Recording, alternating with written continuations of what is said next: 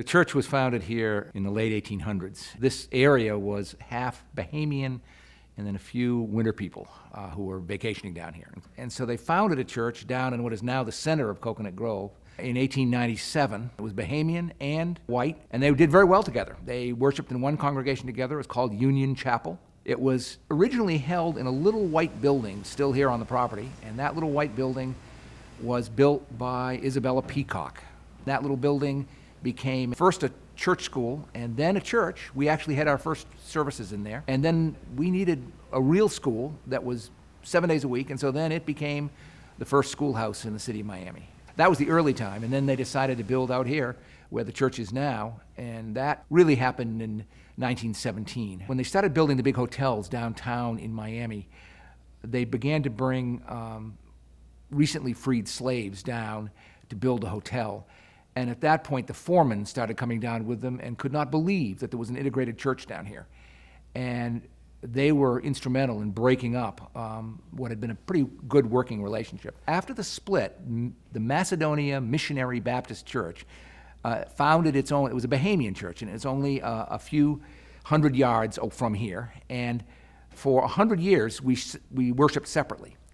And it was when we were celebrating our 100th anniversary that we began to realize that that church was still there and what was happening. And we began to do programs together, and we began to worship together, and we began to sing together, and we began to resource one another in lots of ways. We ran a tutoring program over there. We have brought whole components of that community into our church, and we've gone over there and done all kinds of different programs. So it's become a bridge. The history became a bridge for today so that we could work together.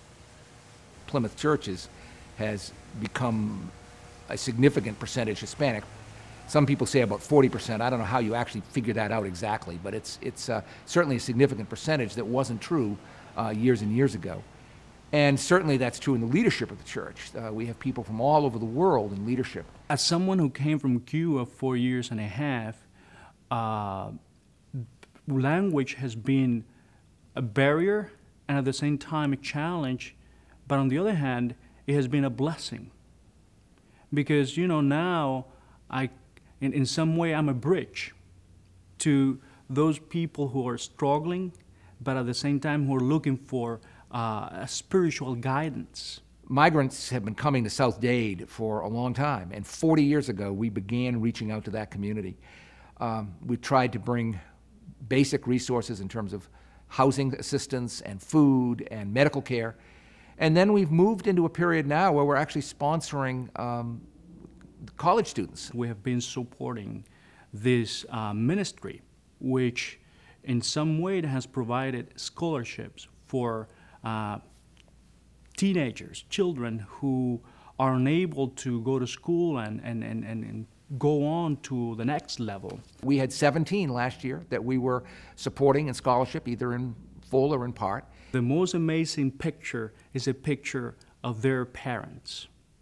They're proud, and you can see that in their faces, and it only takes one face to make you realize that, we can make a difference in this world.